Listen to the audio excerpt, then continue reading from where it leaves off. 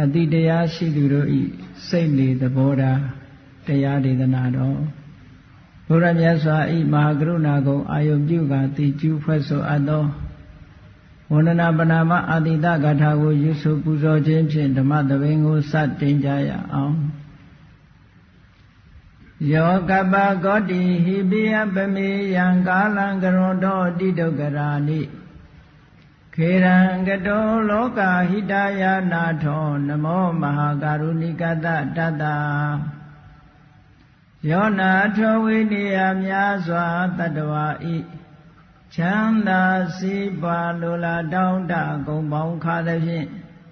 နာထမြညာခြင်းရှင်တော်မြတ်ဖရာသည်ကပ္ပဂောတိဟိပိဂရေကဘာအရေအတွက်သင်္ချာတို့ဖြင့်တော်လဲအဘယ်မေယံရည်တွေတိုင်းတာဖော်ပြခြင်းငါမစွမ်းနိုင်ပါသောကာလံလေးအသင်ခြေသိမ့်နေကမှာရှိကြသောကာလပတ်လုံးလောကဟိတယတတလောကဤအကျိုးစီးပွားအလုံးငါအတိဒုက္ခရာနိဥ္စာအသက်ချေလက်အင်္ဂါမေတ္တာကြီးမှသမိတာနှင့်တထာဇနီဆွန်ញင်းကြီးဟုကျက်တိထဘွယ်ငါးတဲ့အစုအလုံးခဲရင်တော်မူတော်ကို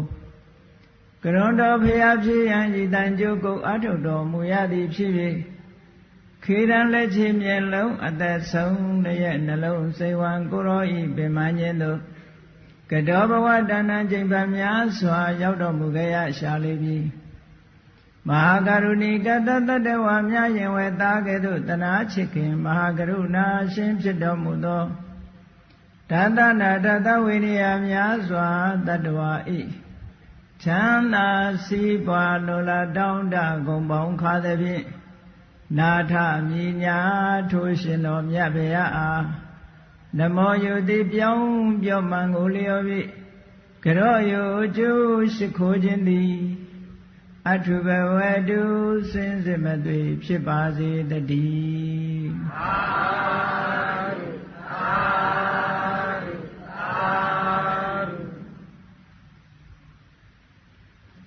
အတိတရားရှိသူတို့ဤစိတ်နေသဘောထား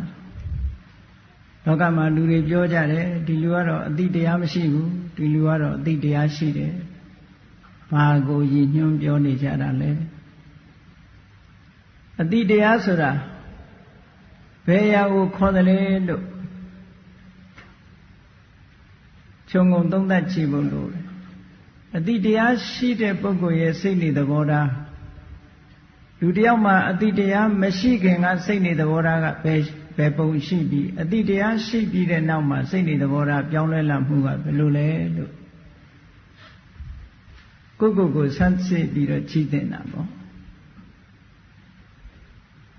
အတိတရားလို့ဆိုတာအမှန်ကန်စဉ်းစားနိုင်မှုအခြေခံအားဖြင့်ပြောရမယ်ဆိုရင်တော့လူမှုရေးရနဲ့ပတ်သက်တဲ့အတိတရားဆိုတာတစ်မျိုးအခြေခံအဆင့်အတိတရားတစ်မျိုးထို့တဲ့အဆင့်မြင့်သွားတဲ့အတိတရားကတစ်မျိုးလို့အတိတရားကိုအကျဉ်းပြင်းအားဖြင့်အဆင့်2မျိုး level 2မျိုးခွဲပြီးတော့ကြည့်လို့ရတယ်ပေါ့မှန်ပါပါဗျာလူတွေဆိုတာအခြေခံအဆင့်ဆိုတာရှိကိုရှိရအခြေခံအဆင့်မှာအတိတရားမရှိဘဲနဲ့အဆင့်မြင့်မှာအတိတရားရှိတယ်ဆိုတာမဖြစ်နိုင်ဘူးเนาะမှန်ပါပါဗျာအခြေခံအဆင့်ပြည့်စုံပြီးသားပုဂ္ဂိုလ်များတာနဲ့အဆင့်မြင့်အတိတရားဆိုတာဖြစ်နိုင်တယ်အဲ့တော့အတိတရားလို့ဆိုသည့်နေရာမှာအမျိုးမျိုးရှိနိုင်တယ်လို့ဒီလိုမှတ်ရမယ်အတိတရားဆိုတာအခြေခံအားဖြင့်ပြောမယ်ဆိုလို့ရှိရင်လူတိုင်းမှာရှိတဲ့ရှိလိုက်တဲ့အခြေခံအတိတရားဆိုတာဘာလဲလို့ပြောမယ်ဆိုလို့ရှိရင်ကိုယ်ချင်းစာတရားပဲလောကမှာကိုယ်ချင်းစာတရားထားတတ်တဲ့ပုဂ္ဂိုလ်ဟာတစ်ဖက်သားရဲ့ခံစားချက်ကိုသိပြီးတော့မကောင်းတဲ့အလုပ်မလုပ်တဲ့သူတော်ကောင်းမျိုးဖြစ်တတ်တယ်မကောင်းတဲ့လူတွေလူဆိုးလူမိုက်တွေလူရန်ကားတွေအတိတရားမရှိတဲ့လူတွေဆိုတာကိုယ်ချင်းစာတရားမရှိတဲ့ပုဂ္ဂိုလ်တွေလို့ပြောရမယ်နော်မှန်ပါပါဗျာကိုယ်ချင်းစာဆိုတာဘာကိုခေါ်တာတော့ဆိုကိုယ်နဲ့နှိုင်းစာပြီးတော့ကြည့်တယ်အဲ့တော့ကိုယ်နဲ့နှိုင်းစာကြည့်တယ်ဆိုတဲ့နေရာမှာ ဘယ်လိုအဆင့်မျိုးကိုပြောတာတော့ထပ်ပြီးတော့ခွဲလို့ရသေးတယ်ကိုယ်နဲ့နှိုင်းစာရမယ်ဆိုလို့ရှိရင်ဥပမာမကောင်းတဲ့အလုပ်လောက်ကင်စားတော့တဲ့ပုဂ္ဂိုလ်တယောက်ကကိုယ်နဲ့နှိုင်းရမှာလားနော်မကောင်းတဲ့လူတယောက်ကကိုယ်နိုင်နှမ်းပြီးတော့ကိုချင်းစာရမှာလားဒီလိုဟာမျိုးမဟုတ်ဘူးနော်ကိုချင်းစာစရာကိုချင်းစာတရားဆိုတာမြတ်စွာဘုရားသခင်ကိုရောမြတ်ကအတ္တုပနာယိကလို့ခေါ်တယ်အတ္တဥပနာယိကကိုယ်နဲ့ရှင်းရှင်းပြီးတော့ကြည့်ရမယ်ကိုယ်အကြိုက်နဲ့ရှင်းရှင်းပြီးတော့ကြည့်အများရဲ့စိတ်ဆန္ဒအများရဲ့ကြိုက်နှစ်သက်မှုကိုရှင်းပြီးတော့ကြည့်ရမယ်ကိုယ်ကြိုက်နှစ်သက်တာနဲ့ရှင်းပြီးတော့ကြည့်ရမယ်ဆိုတော့လူတယောက်ကအရက်တောက်ချင်အရက်ကြိုက်တယ်သူလည်းတောက်ချင်တောက်ပါစေဆိုတာဒါကိုချင်းစာတရားတော့မဟုတ်ဘူးဒီဟာမျိုးဆိုလိုတာမဟုတ်ဘူးเนาะမှန်ပါပါဗျာဒီလိုဟာမျိုးဆိုလိုတာမဟုတ်ဘူးအခြေခံအဆင့်ကဘယ်လိုပြောရမလဲလို့ဆိုရင်လူတိုင်းဟာဒုက္ခကာမဒုက္ခပฏิကူလချမ်းသာတာကြိုက်တယ်တဲ့ဆင်းရဲတာမကြိုက်ဘူးဆင်းရဲမှုကိုယွံမုန်းတယ်ဘယ်သူပဲမေးလိုက်ပြီးတော့လူရှိသမျှကိုအကုန်စစ်တမ်းထုတ်ပြီးတော့မေးရင်ဒုက္ခကာမစိတ်ပုံမှန်ဖြစ်နေတဲ့ပုဂ္ဂိုလ်တွေလိုက်မေးမယ်ဆိုရင်ဒုက္ခကာမချမ်းသာခြင်းနဲ့အေးချမ်းသာတယ်ဆိုတာ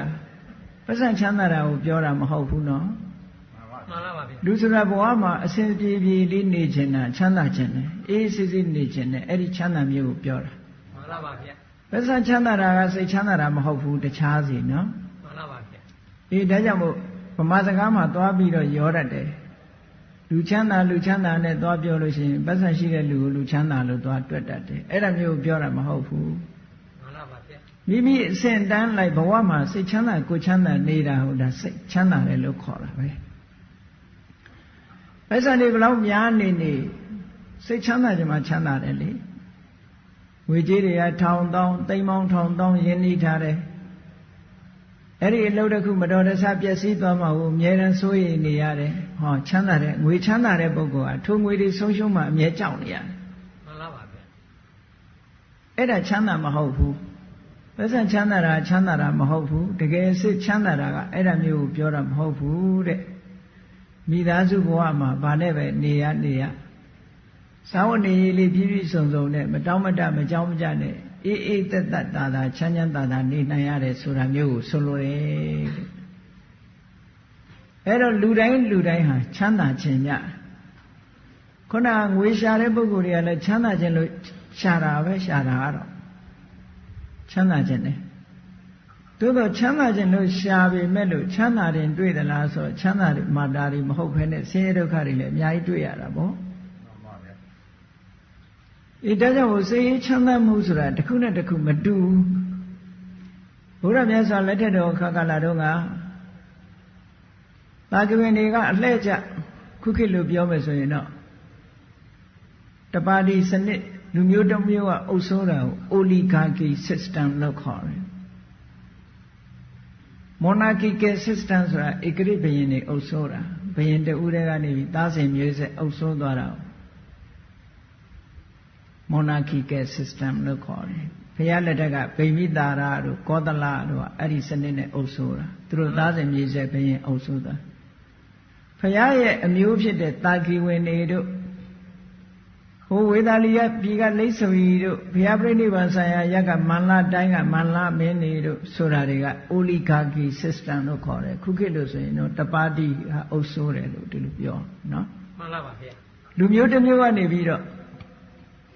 အပေါင်းအဖွဲ့လုပ်ပြီးတော့အုပ်စိုးတဲ့စနစ်ပေါ့ခုခေတ်က Republican ဆိုတာတွေနဲ့ခတ်ဆင်ပေါ့သို့တော့မဲနဲ့တင်မြှောက်ထားတာမဟုတ်ဘူးသူတို့လူမျိုးအုပ်စုကနေပြီးတော့အပေါင်းအဖွဲ့လုပ်ပြီးတော့အလှဲ့ကျခုခေတ်လို့ပြောမယ်ဆိုရင်အလှဲ့ကျဥက္ကဋ္ဌပေါ့အလှဲ့ကျသမတနဲ့သွားတာမျိုးအေးအဲ့ဒီထဲမှာတာကဝင်မင်းတွေထဲမှာအလှဲ့ကျပြီးတော့ဥက္ကဋ္ဌလုပ်နေရတဲ့ဗတ္တိယဆိုတာသူ့ရဲ့တငယ်ချင်းအနုရုဒ္ဓကနေပြီးတော့အတင်းဆွဲပြီးတော့သင်္ကန်းဝတ်ရအောင်ပြောတော့နောက်ဆုံးကိုတငယ်ချင်းကိုခင်မင်နာနဲ့ဥက္ကဋ္ဌသမတရာထူးကိုစွန့်ပြီးတော့သူပဲသင်္ကန်းဝတ်သွားတယ် တူတူသင်္ကန်းဝတ်လိုက်ကြတယ်အနုရုဒ္ဓတို့ဗတ္တိယတို့အာနန္ဒာတို့ဘဂုတို့ဒေဝတတ္တတို့ဆိုတအုပ်စုတွေသင်္ကန်းဝတ်လိုက်ကြတယ်အဲ့ဒီတော့အဲ့ဒီမဲ့ဗတ္တိယကလက်ရှိယာတုတစ်ခုကိုဆွန့်လွတ်ပြီးတော့သူသင်္ကန်းဝတ်လိုက်တော့မြတ်စွာဘုရားတရားတော်မှာကျင့်လိုက်တဲ့အခါတရားအသိရှိသွားပြီးယဟန္တာဖြစ်သွားတဲ့အချိန်ကနေပြီးတော့သူတစ်ပါးတည်းနေတဲ့အခါမှာနှုတ်ကနေမကြာခဏသူကနှုတ်ကနေပြီးတိုးတိုးနဲ့ပြောနေတတ်တယ်။ဘာပြောတော့ဆိုအဟောဒုက္ခံအဟောဒုက္ခံချမ်းသာလိုက်တာနော်ချမ်းသာလိုက်တာဒီဘဝကိုငကိုတော့သူမလာခြင်းဘူးတိုင်းပြည်ကိုအုပ်စိုးရတဲ့ဘဝကိုပဲသူကြိုက်တယ်ဒီယဟန်ဘဝကိုသူမလိုလားဘူးသို့တော့တရားအသိရှိလိုက်တဲ့အခါကျတော့သူစိတ်နေသဘောထားတွေပြောင်းသွားတယ်ပြောင်းသွားပြီးတော့သူဘာပြောတော့ဆိုချမ်းသာလိုက်တာချမ်းသာလိုက်တာသူစိတ်ထဲမှာလာတာနောက်တောင်ကျသွားတယ်လို့ထင်တယ်ဟုတ်ကဲ့ခုမှချမ်းသာတာအလုံးကိုဆွန့်လွတ်လိုက်တယ်ဆွန့်လွတ်ပြီးတော့ယဟန်ဘဝကူးပြောင်းပြီးတရားအသိတွေရသွားတဲ့အချိန်မှာချမ်းသာလိုက်တာဆိုတော့ဘေးကပုဂ္ဂိုလ်တွေကအေးဒီယဟန်ကအမြဲတမ်းသူကချမ်းသာလိုက်တာချမ်းသာလိုက်တာပြောတာလူဘဝတုန်းကမင်းစည်းစိမ်မျောလင့်ပြီးတော့သူကချမ်းသာတာနဲ့ညီးနေတာလားအဲ့ဒါကိုပြန်ပြီးရကြင်လို့များနောက်ကျောင်းပြန်နေတာလားလွမ်းတနေတာလားလို့ဘေးကထင်ကြတယ်မှန်လားပါထင်တဲ့အခါကျတော့မြတ်စွာဘုရားကိုသွားလျှောက်ကြတယ်ဗတ္တိယကဘယ်နေရာဖြစ်ဖြစ်သူပါဇက်ကချမ်းသာလိုက်တာပြောနေသူဘာရည်ပဲပြီးပြောတာတော့ဆိုတော့ဘုရားကရှင်းအောင်လို့ခေါ်မေးတယ်နေပါအောင်ဗတ္တိယချမ်းသာလိုက်တာလို့နှုတ်ကမကြာခဏပြောရအောင်ဘာကိုရည်စူးတာတုံးလို့ဆိုအရှင်ဘုရားတဲ့တပည့်တော်တိုင်းပြည်မှာဘယင်လုံနေတဲ့အချိန်ဥက္ကဋ္ဌသမထယာတုရနေတဲ့အချိန်တုန်းကတပည့်တော်အဆောင်အရှောက်တွေချထားပါရဲ့တန်းနဲ့တပည့်တော်အိတ်ကောင်းခြင်းမအိပ်ရဘူးဗျာတဲ့အမြဲတမ်းတတိရှိနေရတယ်ပေါ့ငါများဘသူကလာပြီးတော့လောက်ကြမှာတော့လို့စွန့်ရင်တကြီးဖြစ်နေတယ်ငါ့ကိုမကျင့်တတ်တဲ့ပုဂ္ဂိုလ်တွေကငါမြတ်တာဒုက္ခပေးမှလားနဲ့အမြဲတမ်းဘယ်သူမှမယုံရဘူးကိုနားနေတဲ့လူတောင်ကိုကမယုံဘူးကိုသက်တော်ဆောင်တောင်ကိုမယုံဘူးဖြစ်တယ်အဲ့ဒီတုန်းကကြောက်လန့်နဲ့ကောင်းမွန်မအိပ်ရဘူးအမြဲတမ်းတတိရှိနဲ့နေရတဲ့ဘဝကြီးတဲ့အခုကျတော့တပည့်တော်ဘယ်သူမှလည်းကြောက်စရာမလိုတော့ဘူးဘယ်နေရာနေတပည့်တော်ဘာအန္တရာယ်မှမရှိဘူးခုမှလွတ်လပ်ပြီးတော့ချမ်းသာတဲ့ချမ်းသာတကယ်ကိုဝိမု ക്തി ဒုက္ခအလုံးလွတ်ကင်းသွားတယ်စိတ်နေထားလည်းလွတ်သွားတယ်ဘာမှတွေ့တာစရာမရှိဘူးမိသားစုအပေါ်မှာလည်းမတွေ့တာတော့ဘူးကိုယ့်ကိုယ်လည်းမတွေ့တာတော့ဘူးလုံးဝကြီးလွတ်ကင်းချမ်းသာတာခုမှချမ်းသာတာဒီချမ်းသာရတာတပည့်တော်နောက်ကျလိုက်တာလို့ဒါကိုရည်ရွယ်ပြီးတော့တပည့်တော်ချမ်းသာလိုက်တာလို့ပြောတာပါတဲ့ကဲတရားအသိရှိတဲ့ပုဂ္ဂိုလ်ရဲ့သဘောထားကမရှိခင်ကသဘောထားနဲ့မကွာဘူးလားကွာခြားပါတယ်ခင်ဗျာမရှိခင်တုန်းကဒါကိုပြင်းစရာကြီးလို့ပဲထင်တာပဲလေမှန်လားပါဗျာမိသားစုဘဝဆွန့်လွတ်ပြီးတော့တရားဓမ္မကျင့်ဖို့တောတဲ့တောင်နဲ့ထွက်ဖို့ဆိုတာလွယ်တာမဟုတ်ဘူးတရားအသိမရှိခင်ကအလွန်ပြင်းစရာကောင်းတဲ့လုပ်ငန်းကြီးတစ်ခုပဲလို့ဒီလိုမြင်ခဲ့တယ်တရားအသိလည်းရှိလိုက်ရောအဟောဒုက္ခံချမ်းသာလိုက်တာဆိုတာဟောတရားသိသူအသိတရားရှိတဲ့ပုဂ္ဂိုလ်ရဲ့ဒီသဘောထားအမတန်မှထူးခြားတယ်ဒါကအခြေခံသဘောတရားမဟုတ်ဘူးအတော့အဆင့်မြင့်သွားတဲ့သဘောတရားဖြစ်သွားပြီမှန်ပါပါဗျာဒီအဆင့်ရောက်ဖို့ကလူတိုင်းမလွယ်ဘူး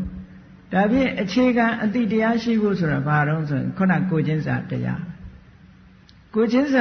ဆိုတာဒုက္ခကာမလူတိုင်းဟာချမ်းသာတာကိုမျက်နှိုးတယ်ချမ်းသာခြင်းကြတယ်ဒုက္ခပฏิကုလဆင်းရဲတာကိုယွံမုန်းကြတယ်ဆင်းရဲတာကြောက်တယ်ဒါကအလုံးတူညီတဲ့သဘောတရားပဲအဲ့ဒီလိုဖြစ်ပါရဲ့တန်းနဲ့လူတွေကကိုချမ်းသာဖို့အတွက်သူများကိုဘာလို့ဒုက္ခပေးကြသလဲဒါတရားနဲ့သိရအတိတရားဆိုတာအဲ့ဒါပြောတာမှန်လားပါဗျာငါချမ်းသာခြင်းနဲ့ဒုက္ခကိုယွံမုန်းတယ်ငါချမ်းသာရဲ့တန်းနဲ့ငါမကြိုက်တဲ့အလုပ်ကြဘာဖြစ်လို့လုပ်ချင်ရလဲဟောစဉ်းစားရမယ်တဲ့မြတ်စွာဘုရားဒါတရားအသိလို့ပြောတာเนาะဒီတရားအသိကအခြေခံအသိပဲကဲဘုရားမြတ်စွာရဲ့အကျင့်တရားတွေမှာသီလကအစတယ်ဘာဖြစ်လို့တုန်းဆိုမြတ်စွာဘုရားကဘယ်သူပဲဖြစ်ဖြစ် မှန်ကန်တဲ့လမ်းကြောင်းပေါ်ကိုရှောက်မယ်ဆိုရင်ဘာကစမလို့ဆိုရင်ကုသိုလ်တရားတွေရဲ့အစမှာနှစ်ခုရှိတယ်တဲ့တစ်ခုကကိုခြင်းတရားကုသိုလ်တရားတွေရဲ့အစနံပါတ်1ကကိုခြင်းတရားနံပါတ်1ကအမြင်မှန်ဟောဒီနှစ်ခုနဲ့စရမယ်အမှန်မြင်ရမယ်လို့ဆိုဘာဟိယဆိုတဲ့ယဟန်ဒီဘာဟိယကဟိုဘာဟိယဓာတုစီရိယမဟုတ်ဘူးနောက်ဘာဟိယတပါမြတ်စွာဘုရားကဟောတယ်တတ္တမတိဟတေဘာဟိယအာဓိမေဝဝိသောတေဟိကုသလေတုဓမ္မေတုဘာဟိယမှန်ကန်တဲ့လမ်းကြောင်းပေါ်ကိုရှောက်ချင်တယ်ဆိုရင်တဲ့ကုသိုလ်တရားတွေရဲ့အစကိုမြင်ပြည့်စုံအောင်လုပ်တယ်ကောစာတိကုသလနံဓမ္မနံကုသိုလ်တရားတွေရဲ့အစဆိုတာဘာလဲသီလင်္စသူဝိတုဒ္ဓံလုံးဝဖြူစင်တဲ့ကိုခြင်းတရားကိုခြင်းတရားဖြူစင်အောင်လုပ်ရမယ်တဲ့ဒါနံပါတ်1မှန်ပါပါဗျာဒိဋ္ဌိစဥစုကာဖြောင့်မှန်တဲ့အမြင်ရှိရမယ်လို့ဟောဒီနှစ်ခုဟာကုသိုလ်တရားတွေရဲ့အစပဲဒီကုသိုလ်နှစ်ခုဒီနှစ်ခုမှမရှိရင်ကုသိုလ်တရားတွေစလို့မရဘူးကိုယ်တဏ္ဍာမှာကုသိုလ်တရားတွေစဝင်လာတာဒီနှစ်ခုကစတာကဲကောင်းပြီမြတ်စွာဘုရားကဟောတာလေကိုချင်းတရားကစလို့ဆိုတော့ကိုချင်းတရားဆိုတာအလုံးသိကြတဲ့အတိုင်းအရေးကြီးတာကဘာလို့ဆိုရင်မနောဒုစရိုက်ကိုအသာထားအများနဲ့ဆက်ဆံတာကိုကြည့်လိုက်မယ်ဆိုရင်ကာယဒုစရိုက်နဲ့ဝစီဒုစရိုက်ကာယဒုစရိုက်4မျိုးဝစီကာယဒုစရိုက်3မျိုးနဲ့ဝစီဒုစရိုက်4မျိုးအားလုံးအဲ့ဒီ9မျိုးအခြေခံအဆင့်ကိုပြောမယ်ဆိုလို့ရှိရင်ကာယဒုစရိုက်3မျိုးဆိုတာသူများအသက်ကိုတတ်ခြင်းပါဏာတိပါဒအဋိဏဒါနသူများဥစ္စာကိုခိုးခြင်းမတရားယူခြင်းကာမေတုမိစ္ဆာစာရကာမဂုဏ်တရားတွေမှာမှောက်မှောက်မှပြုကျင့်ခြင်းလို့ဆိုတယ်ဒါကကာယဒုစရိုက်3ပါးလို့ခေါ်တယ်အဲ့ဒီကာယဒုစရိုက်ကိုတရားအသိနဲ့ဆင်ခြင်ရမယ်တဲ့ဖြောက်ရမယ်တရားအသိနဲ့ဆင်ခြင်ပြီးတော့ဒီကာယဒုစရိုက်တွေကိုပယ်လှန်ပြီးတော့ကာယဒုစရိုက်ကိုကျင့်သုံးရမယ်လို့ဆိုလို့တွေးပုံတွေးနည်းကိုမြတ်စွာဘုရားပေးထားတယ်ကိုချင်းစာတဲ့အတွေးနဲ့တွေးကြည့်ပါတဲ့ပါဏာတိပါဒနဲ့ပတ်သက်ပြီးတွေးလိုက်မယ်ဆိုလို့ရှိရင်ငါဒီသေရမှကြောက်တယ်။ဒါလူတိုင်းသေရမှကြောက်ကြမှာကြီးပဲနော်။မှန်ပါပါဗျာ။သေရမှကြောက်တာကြီးပဲမသေးချင်ကြသေးဘူးသူကမသေးချင်ဘူးအသက်ရှင်နေတယ်။သက်ရှိတ attva တိုင်းအားလုံးဟာမသေးချင်ကြဘူးအသက်ရှင်နေချင်ကြအသက်ရှည်ချင်ကြဒါကြောင့်မို့လို့တယောက်တယောက်ဆူတောင်းလို့ဆူပေးလို့ရှင်လေဩအသက်ရှည်ပါစေကျန်းမာပါစေနဲ့ဆူပေးကြတယ်ဘယ်သူမှအသက်တိုပါစေလို့မပြောဘူးနော်မှန်ပါပါဗျာအသက်ရှည်ပါစေလူတိုင်းဟာအသက်ရှည်နေခြင်းဒါလူတွေရဲ့ဆန္ဒကိုယ့်ရဲ့ဆန္ဒကိုကအသက်ရှင်တာကိုမျက်နှိုးတယ်သေတာကိုမုန်းတယ်တချို့များသေတာကိုအမင်္ဂလာဆိုပြီးလူကြားတဲ့စကားပြောနားတော်မထောင်ကြဘူးနော်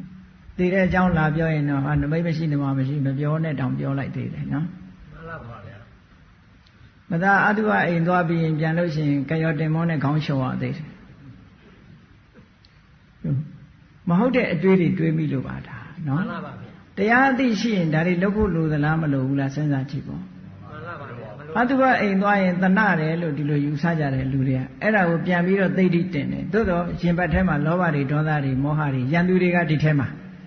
မှန်ပါဗျာလျှော်တာကရန်သူကိုမလျှော်ဘဲနဲ့ခေါင်းသွားလျှော်တာတလွဲသွားလုပ်နေတာမှန်ပါဗျာခေါင်းတန်ရှင်းသွားတာနဲ့အတွင်းထဲကလောဘဒေါသမောဟတန်ရှင်းသွားမှာမဟုတ်တာပဲတန်ရှင်းပါဗျာ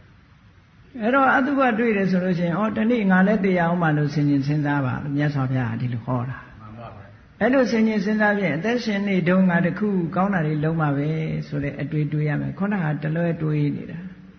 တလွဲတွေးတာနဲ့တပြိုင်နက်တလွဲလုပ်တယ်အဲ့ဒါကိုဘာခေါ်တော့ဆိုမောဟလို့ခေါ်တာမောဟဆိုတာစာရဲပါတာမဟုတ်ဘူးစာရဲပါတဲ့မောဟမဟုတ်ဘူးကိုယ်တိုင်ကအမှန်မသိတာဟာမောဟအမှန်မသိဘူးဆိုတာအမှားသိတာအတုအိမ်သွားလို့ဒါနမိတ်မရှိနမမရှိပြန်ကြတော့ဒါစက်တည်းတွေရုပ်လာတယ်ထင်ပြီးတော့ခေါင်းလျှော်ရတာနဲ့တယောကင်မောနဲ့ဘာလို့ရတာနဲ့ဟောတကယ်လျှော်ရမှာကိုယ်စိတ်ပဲနော်ဖြူစင်အောင်ထားရမှာတော့တလွဲလုံနေတယ်ဆိုတော့အကျိုးမဖြစ်ဘူးပေါ့ဒါတလွဲလုံနေရင်အကျိုးမဖြစ်ဘူးဒီကောင်းပြီတလွဲမတွေးရဘူးတဲ့မှန်မှန်ကန်ကန်တွေးရမယ်ဟ သူကအသက်ရှင်နေတယ်မသေးခြင်းဘူးငါလည်းအသက်ရှင်နေတယ်မသေးခြင်းဘူးဒီလိုအသက်ရှင်ခြင်းမသေးခြင်းဒါဖြစ်ရတဲ့ငါကသူတစ်ပါးကိုတတ်တယ်ဆိုရင်တရားပါမလားတရားပါဗျာဒီလိုစဉ်းစားပါတဲ့မြတ်စွာဘုရားဒါအတုပနာဧကဆိုတာအဲ့ဒါပြောမှန်လားပါဗျာငါအသက်ရှင်နေတယ်အသက်ရှင်နေငါကဘာဖြစ်လို့သူများကိုတတ်ရတခုချိုးကမှားရွေးတဲ့အတွေးတွေနဲ့တွေးလိုက်သေးတယ်တတ္တဝါဆိုတာလူချုံမှကြွတာဆိုပြီးတော့တတ္တဝါဆိုတာလူချုံမှကြွတယ်ဆိုကိုယ်လည်းတတ္တဝါပဲလေကိုယ်လာချွတ်ရင်ဘယ်နဲ့နေလို့ခံနိုင်မှာမဟုတ်ဘူးလေကိုယ်ချွတ်ရင်မှန်လားပါဗျာသူများကြတော့ချွတ်ပေးခြင်းတယ်ဒီတတ္တဝါလေးကတတ်ခံလိုက်ရတယ်ဆိုသူကြောက်ကြောက်လန့်လန့်နဲ့စိတ်ဆင်းရဲပြီးတော့တည်သွားရှာတာဆိုသူကောင်းသူကတိရောက်ဖို့ဖြစ်ပါမလားမရှိနိုင်ပါဗျာအနိကဆုံးအာသနကံကကြောက်လန့်ပြီးတော့စိုးရိမ်စိတ်တွေနဲ့စိတ်ဆိုးပြီးတော့ကိုယ်တတ်တဲ့လူပေါ်မှာမကြေမနက်ဖြစ်ပြီးတည်သွားတာကြီးပဲအသက်ခံရတဲ့လူတိုင်းမှန်လားပါဗျာနွားတွေတရိษံတွေလည်းပဲသူတို့မပြောတတ်လို့ကိုယ်လာတတ်တယ်ဆိုရင်ဘယ်သူခံကျင်မလဲမခံကျင်ဘူးမဟုတ်လားမှန်လားပါဗျာမပြောတတ်တာပဲရှိတယ်မခံကျင်တာချင်းတူတူပဲတရားမှာကြောက်ထားခြင်းကတော့တူတူပဲအဲ့ဒါကိုတတ်တယ်ဆိုလို့ရှိရင်ကြည့်ငါဒီတရားမှာကြောက်တယ်အသက်ရှင်နေတယ်ဒီတတ္တဝါလေးလည်းတရားမှာကြောက်မှာပဲအသက်ရှင်ခြင်းရှာမှာပဲငါမကြိုက်တဲ့လို့ဘာဖြစ်လို့သူများကိုလှုပ်ရမလဲဒါတရားအတိလို့ခေါ်တယ်အတိတရားဆိုတာအဲ့ဒါလူတွေကအတိတရားရှိလားမရှိဘူးလားလို့ဆိုမရှိဘူးသူများအသားလေးမှမပါလို့ရှိရင်ထမင်းမမိတ်မှုဖြစ်နေတယ်ဟုတ်လားကိုယ်အသားကြတော့ထိမှသိကြောက်တယ်အဲ့တော့အတိတရားဆိုတာအဲ့ဒါပြောတာမြတ်စွာဘုရားရဲ့ဟောတဲ့တရားကတရားဘူးတကယ်ကိုတရားဆိုတဲ့အတိုင်းအလွန်တရားတယ်ဟုတ်ကဲ့လားမှန်လားပါဗျာဒီတရားမလိုက်နိုင်ဘူးဆိုမတရားဘူးသေချာစဉ်းစားကြည့်မတရားဘူးဆိုတာကိုချင်းမစားလို့မတရားဘူးလို့ပြောလို့ရတယ်လေတရားဆိုတာကတကယ်ကိုမျှတတဲ့စိတ်မဟုတ်ဘူးငါတော့ရှင်ကျင်တယ်သူတော့သိရမယ်ဆိုမမျှတတဲ့စိတ်ထားကြီးပဲလို့ဒါမှန်ကန်တဲ့အတွေးလို့ခေါ်တယ်မှန်ကန်တဲ့အတွေးမပါပဲနဲ့မှန်ကန်တဲ့နားလည်မှုဆိုမဖြစ်နိုင်ဘူးတဲ့ပြောမယ်ဆိုရင်ဒါတမ္မာဒိဋ္ဌတမ္မာသင်္ကပ္ပဆို right and right thought ပဲဒါဟုတ်ကဲ့လားမှန်ပါပါဗျာဒါကိုတရားအသိလို့ပြောတာမှန်ကန်တဲ့အသိနဲ့လုပ်ပြီးတော့မြတ်စွာဘုရားကပါဏာတိပတ္တနဲ့ပတ်သက်ပြီးတော့ဒီရှုထောင့်၃မျိုးက၃မျိုး၃ပလယ်ကနေပြီးတော့စင်ကြယ်အောင်လုပ်ရမယ်တဲ့ဘာလို့ဆိုရင်ကိုယ်တိုင်လည်းပါဏာတိပတ္တကရှောင်ရမယ်သူများကိုလည်းရှောင်ဖို့တိုက်တွန်းရမယ်ပါဏာတိပတ္တကရှောင်ခြင်းရဲ့ဂုဏ်ကျေးဇူးကိုလည်းပြောရမယ်တဲ့အဲ့ဒါကိုတိကောတိပရိသုဒ္ဓသုံးဘက်သုံးပလံကနေပြီးတော့ဒီပါဏာတိပတ္တကစင်ကြယ်တာကိုယ်တိုင်မလုပ်တဲ့အပြင်ကိုယ်တိုင်တော့မလုပ်ဘူးသူများကိုတော့မလိမ့်တစ်ပတ်ပြောတဲ့ပုဂ္ဂိုလ်ကရှိသေးတယ်လေကိုကတော့ငရဲကြီးမှကြောက်တော့မလုပ်ဘူးသူများကိုဟိုရင်းလို့ကြာနေပြီဘုန်းကြီးတစ်ပါးလို့ပေါ့ဘုန်းကြီးတစ်ပါးမဘွေးတွေ့တယ်တဲ့တခါတယောက်ကလာတဲ့အခါကျတော့ဘုန်းကြီးကပြောတယ်မဘွေးဒီမွေကြိုက်ရင်သေတတ်တယ်နော်စိတ်ပြင်းတယ်တခါကနားမလဲဘူးဒီမွေကြိုက်ရင်သေတတ်တယ်တခါမကဘူးနှစ်ခါသုံးခါထပြောဘုန်းကြီးကသူကိုယ်တိုင်တော့အဲ့ဒီမွေမရိုက်ဘူးဟုတ်ကဲ့လားမှန်ပါပါဗျာဒါပေမဲ့သူစိတ်ထဲကရိုက်စေခြင်းဒီကောင်ကြိုက်ရင်ဒီကောင်ဒုက္ခပေးလိုက်မယ်ကြိုက်ရင်သေတတ်တယ်အစိတ်ပြင်းတယ်ဆိုဟိုတခါတယောက်ကသဘောပေါက်တဲ့တခါတယောက်ကဒုတ်ဆွဲပြီးဘုံဘုံနဲ့ရိုက်တော့မှအဲ့လိုမှပေါ်လို့ပြောတယ်အဲ့ဒါဒီလှုပ်ထာကိုချီးမွမ်းတာပဲဘာမှမထူးဟုတ်ကဲ့လားမှန်ပါပါဗျာဒါကြောင့်မို့လို့မြတ်စွာဘုရားကဒုစရိုက်နဲ့ပတ်သက်လာလို့ရှိရင်ဒုစရိုက်10ပါးကို၄မျိုးနဲ့မြောက်တယ်ကိုယ်တိုင်လည်းမလုပ်ရဘူးချီးလည်းမချီးမွမ်းရဘူးသူများကိုလည်းမတိုက်တွန်းရဘူးစိတ်သဘောလည်းမတူရဘူးတဲ့ကိုယ်တိုင်တိုက်တွန်းချီးမွမ်းစိတ်တူဒုစရိုက်10ပါးကိုဒီ၄ခုနဲ့မြောက်လိုက်ရင်ဒုစရိုက်40လို့ပြောတယ်တူတူပဲမထူးတချို့ကဝိနည်းရှောင်ပြီးတော့အဲ့ဒီမှာကိုယ်တိုင်တော့မလုပ်ဘူးကိုယ်တိုင်တိုက်တွန်းဟုတ်လားကိုယ်တိုင်လှုပ်တာရဲ့တိုက်တွန်းတာရဲ့ချီးမွမ်းတာရဲ့စိတ်တူတာခုနအလိုတူလိုပါပဲလေဘာမှမထူးမှန်ပါပါဗျာဒီလိုမှပေါ့ဆိုအလိုတူအလိုပါဖြစ်သွားပြီဆိုတော့ကြည့်လေမြတ်စွာဘုရားကဒီတုတ်တံမှာတော့ခုနကရှုထောင့်၃မျိုးကနေကင်းစင်အောင်လုပ်ရမယ်၃ဘက်၃တန်ကနေကင်းစင်အောင်လုပ်ရမယ်ကိုယ်တိုင်လည်းဒီအတွေးနဲ့ပါဏာတိပတ္တရှောင်ရမယ်သူများကိုလည်းရှောင်ဖို့တိုက်တွန်းရမယ်ချီးမွမ်းရမယ် စိတ်တူတာတခုပဲမပါတယ်ချီးမွမ်းပေးရတယ်ချီးမွမ်းရင်စိတ်တူတာလည်းပါသွားပြီပေါ့ဟုတ်ကလား မှန်ပါပါ သုံးမျိုးလေထို့တူပဲဉာဏ်နဲ့ဒုစရိုက်တွေလည်းဒီလိုစဉ်းစားအဋ္ဌိဏဒါနကိုယ်ပစ္စည်းကိုမပေးဘဲနဲ့တစုံတစ်ယောက်ကလိန်ယူမယ်ညာယူမယ်လှည့်စားယူမယ်ဘယ်နည်းနဲ့ပဲယူခိုးမှတိုက်မှမဟုတ်ဘူးကိုယ်ပစ္စည်းကိုတနည်းနည်းနဲ့လိန်ညာယူသွားမယ်ဆိုရင်အယူမခံနိုင်ဘူးဒါကိုမကြိုက်ဘူးကိုကတော့မကြိုက်ဘူးသို့တော့သူများပစ္စည်းကိုအဲ့ဒီလိုလိန်ညာယူတတ်တာမျိုးကရှိတတ်သေးတယ်လေဆိုပါစို့အစစ်ကိုအတုလို့ပြောပြီးတော့လုပ်ရင်ဒါလိန်ညာယူတာပဲမထူးဘူးလေမှန်ပါပါဗျာပစ္စည်းတစ်ခုကိုဒါအစစ်ပါဆိုပြီးတော့အတုကြီးပေးတယ်ခုခေတ်သာပေါ်တဲ့ကြောက်စရာကောင်းတာဆေးဝါးအတုတွေတို့ဆေးဝါးအတုတွေကိုအစစ်ပါဆိုရယ်မသိတဲ့လူတွေကိုရောင်းချနေတာတို့အဲ့ဒီလိုဟာမျိုးကအလွန်လွန်ကြောက်စရာကောင်းတယ်တစ်ဖက်သားကိုလည်းထိခိုက်မှုဖြစ်စေတယ်တခြားပစ္စည်းတုတာတဲ့ဆေးဝါးပစ္စည်းတုတာကအသက်အန္တရာယ်ကိုသွားပေးနိုင်တယ်ပေါ့မကောင်းတာကြတော့မှန်ပါပါဗျာအဲ့တော့တစ်ဖက်သားကိုအကျိုးမဲ့ဖြစ်စေတတ်တဲ့အရာတွေဟောအဋ္ဌိဏဒါန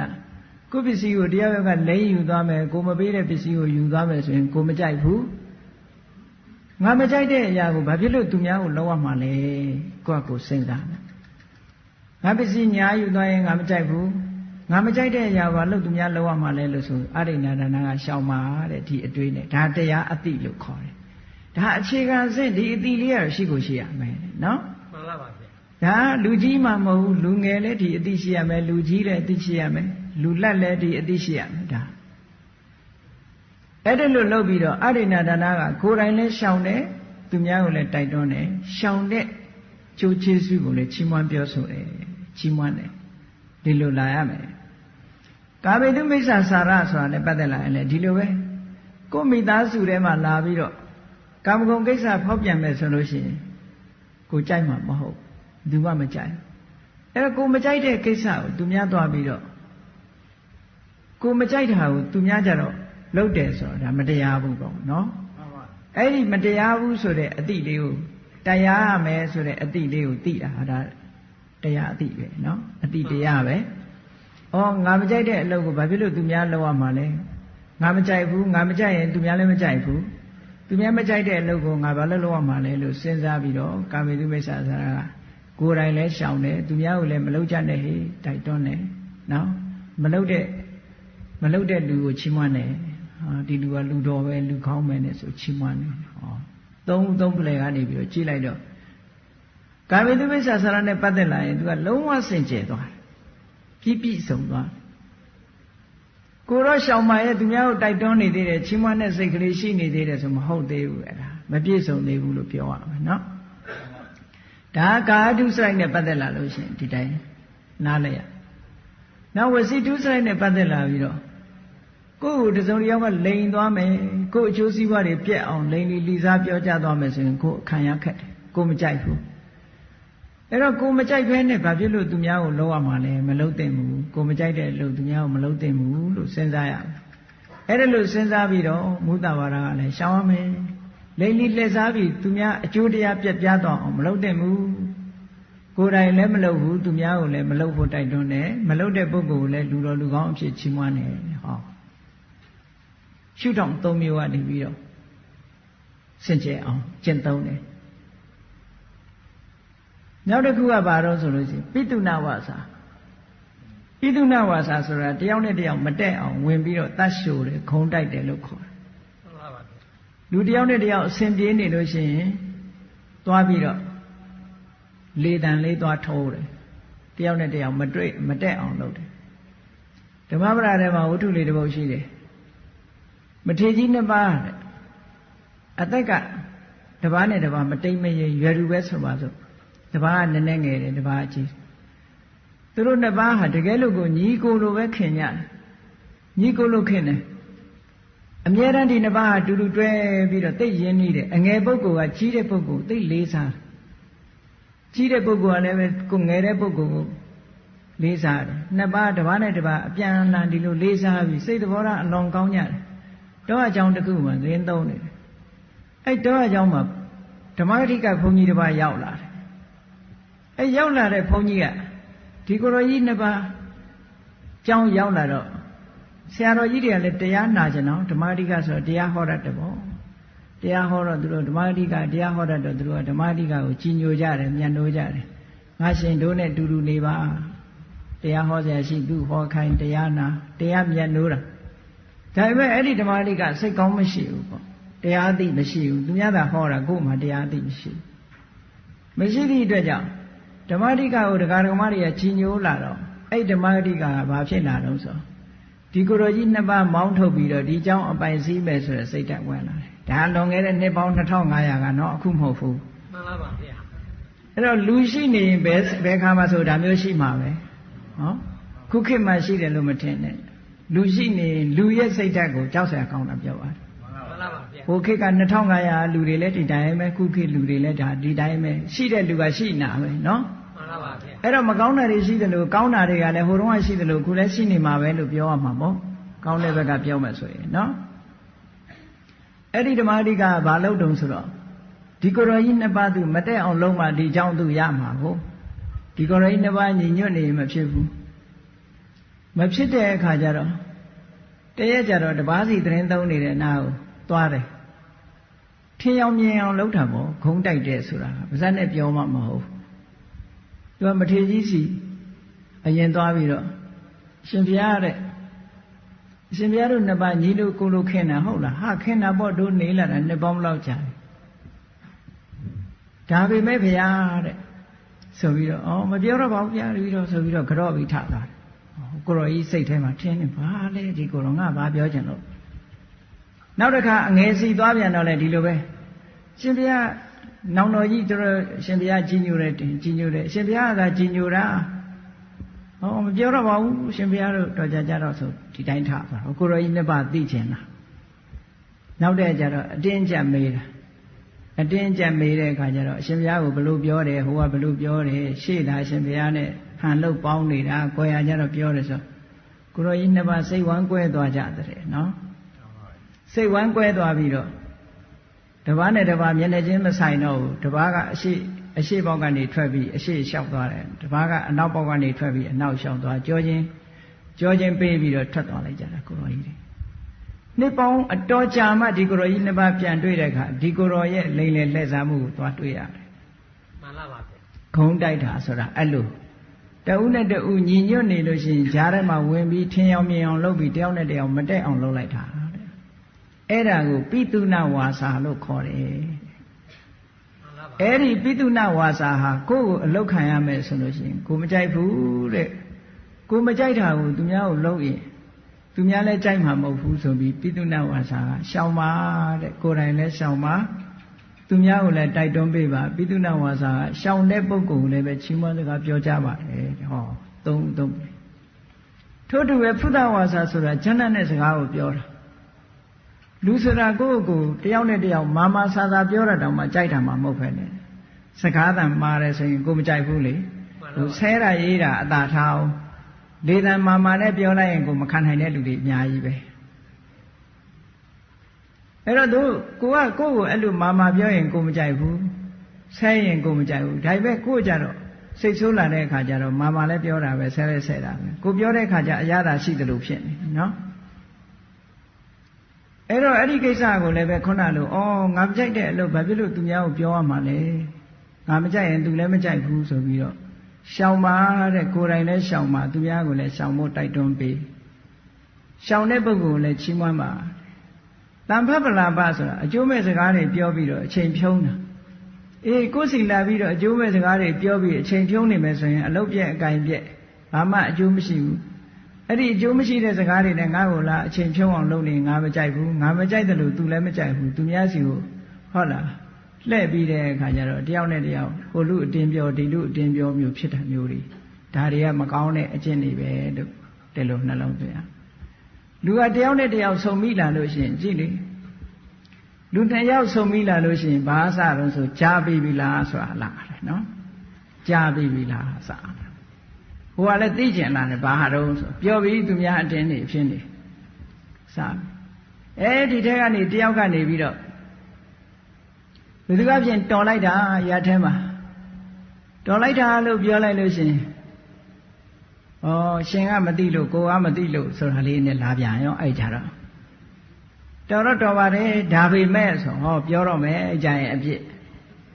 တယောက်ကချီးမွမ်းရင်လည်းတယောက်ကကဲ့ရဲ့ဖို့ကြိုးစားတယ်ဒါလူတွေရဲ့သဘာဝကိုပြောပြတာနော်မှန်လားပါဗျာ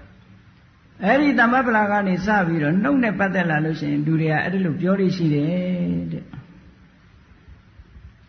ဘယ်လောက်ထိအောင်ပြောကြတော့ဆိုလို့ရှိရင်နှစ်ယောက်စုံပြီးတဲ့အခါကျတော့စကားပြောကြဟိုလူအတင်းပြောဒီလူအတင်းပြောပြီးတော့အဲ့ဒီလူကထသွားတဲ့အခါကျသူတယောက်တည်းကြံတဲ့အခါကျတော့မင်းငေါလိုက်သေးတယ်နင်းလည်းတူတူပါပဲလို့ပြောတယ်သူပဲကြံတော့တာပြောမခံနော်အဲ့တော့ဒီတန်ဖတ်ပလာပတွေကိုလည်းပဲငါမကြိုက်ဘူးငါမကြိုက်ရင်သူလည်းကြိုက်မှာမဟုတ်ဘူးကိုမကြိုက်တာမလုံးနဲ့လို့ဆိုပြီးတော့ဟောဒီဝစီတုစိုက်ကလည်းပဲကိုယ်တိုင်းရှောင်တယ်သူများကိုလည်းရှောင်ဖို့တိုက်တွန်းတယ်ရှောင်တဲ့ပုဂ္ဂိုလ်လည်းချီးမွမ်းတယ်ဆိုသုံးဘက်သုံးပလံကသုံးဘက်သုံးပလံကနေပြီးတော့ကြည့်တမ္ပပလာပကိုရှောင်လိုက်တယ်ဆိုတော့ဝစီတုစိုက်တွေဟာလုံးဝဖြူစင်တန်ရှင်းသွားတဲ့ဝစီတုစိုက်အဖြစ်ရောက်သွားတယ်ဒါအခြေခံအတိတရားလို့ခေါ်ပါတယ်အဲ့ဒီအခြေခံအတိတရားတွေရှိထားတဲ့ပုဂ္ဂိုလ်ရဲ့သဘောထားဟာဘလောက်ကောင်းလုံးကြည့်အမတန်တရားတဲ့အတိတွေကိုသူသိထားတဲ့အတွက်ကြောင့်သူများတဲ့မတတ်ဘူးသူများဥစ္စာမခိုးဘူးသူတော်သားများမပြစ်မှားဘူးသူများကိုလိမ်လည်ပြီးတော့သူများအကျိုးပြက်အောင်မလုပ်ဘူးဂုံမတိုက်ဘူးဆဲရည်ခြင်းကြမ်းတမ်းတဲ့စကားကိုပြောခြင်းမလုပ်ဘူးအကျိုးမဲ့တဲ့သူများအချိန်တွေကိုပြောအောင်မလုပ်ဘူးဆိုတဲ့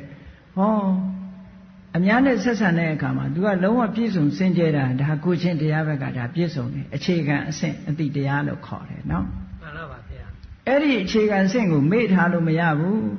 ဒီအခြေခံအဆင့်တွေမပါဘဲနဲ့နိဗ္ဗာန်မဲ့ဖို့ရက်တူတူနဲ့မျက်မှောက်ပြုရပါလို့ဆိုရက်ကတော့တိုးမှာမဟုတ်သေးဘူးဘာဖြစ်လို့လဲဆိုအခြေခံမှမပါပဲနော်မှန်ပါပါဗျာအခြေခံအဆင့်ကိုစိတ်ကောင်းနှလုံးကောင်းထားဖို့လိုတယ်ဒါစိတ်ကောင်းနှလုံးကောင်းလို့ထားခေါ်တယ်အဲ့တော့လူတွေကထင်ကြတယ်များသောအားဖြင့်ပြောကြတယ်စာတန်းတွေပါတွေတောင်ရေးထားကြသေးတယ်သင်ကောင်းနေကျွန်ုပ်မဆိုးပါတဲ့သင်ကောင်းနေကျွန်ုပ်မဆိုးပါဆိုတဲ့ဟာကဒါလူကောင်းလို့ခေါ်လို့မရဘူးနော်သင်ဆိုးပေမဲ့ကျွန်ုပ်မဆိုးပါလို့ရေးရမရေးတာသင်မကောင်းပေမဲ့ကျွန်ုပ်ကောင်းပါလေအဲ့ဒီဟာမှပြည့်စုံတယ်အခုကသူတော်နေလို့ကိုကောင်းတဲ့သူတော်ကောင်းတွေကတော့ဒါမဟုတ်သေးဘူးသူတော်နေလို့ကိုကကောင်းနေတာလေသူမတော်ရင်ကိုကောင်းမှာမဟုတ်ကိုကဘာဖြစ်တုံးဆိုသူတော်အောင်ကိုကောင်းတဲ့သူတော်ကောင်းမျိုးဖြစ်တဲ့တယ်ပေါ့သူတော်လာအောင်မတော်တဲ့လူတယောက်တော်လာအောင်ကိုကကောင်းရမယ်သူတော်ကောင်းရဲ့သဘောကသူများမတော်တာသူများမကောင်းတာကိုကလိုက်ပြီးတော့မတူဘူးနော်မှန်ပါပါဗျာဒါကြောင့်မလို့သူတော်ကောင်းကိုရင်တော့ဓမ္မဂတိကဟောနေတဲ့လူဩကြောင့်ဓမ္မဂတိကတခါကြီးကပြောလေးရှိငယ်ငယ်တော့ကြားဘူးလားသူတော်လို့ကိုကောင်းတဲ့သူတော်ကောင်းတွေမဖြစ်ပါစေနဲ့တဲ့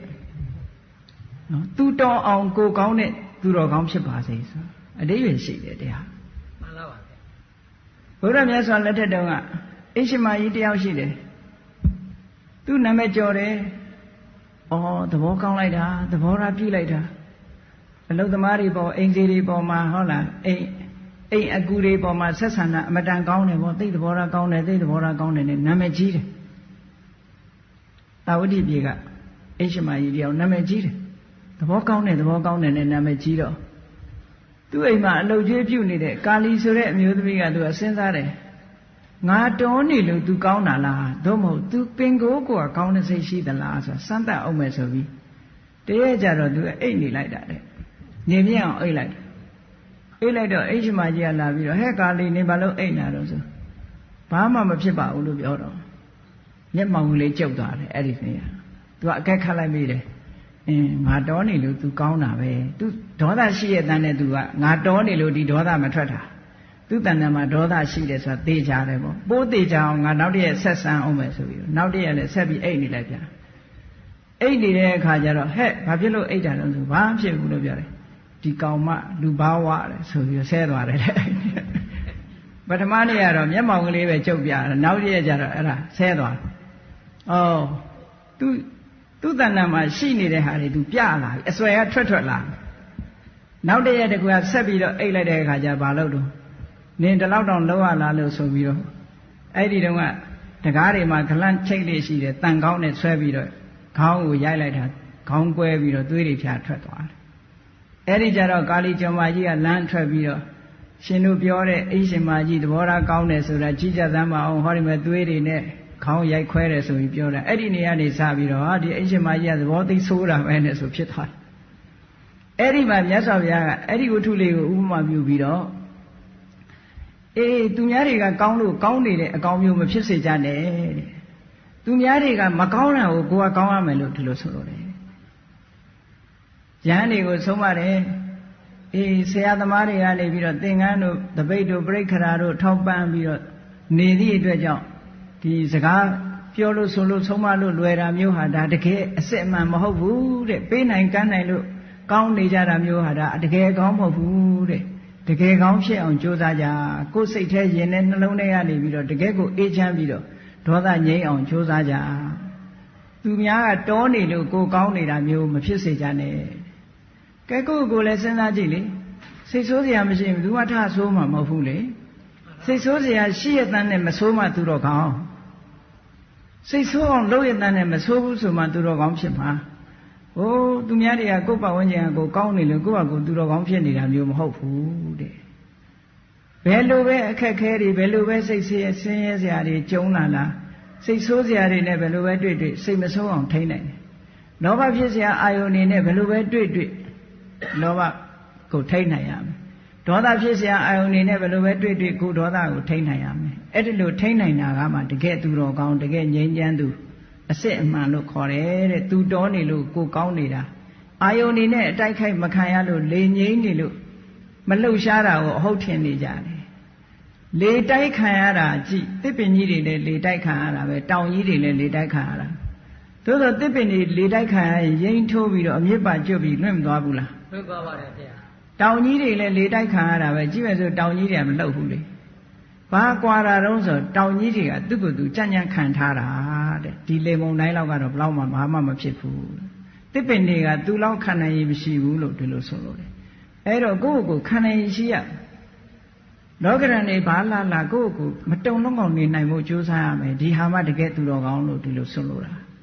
အပြင်ဘက်ကဓာန်ကိုတော့အကာအကွယ်လို့မရဘူးဒါကလာမှာပဲ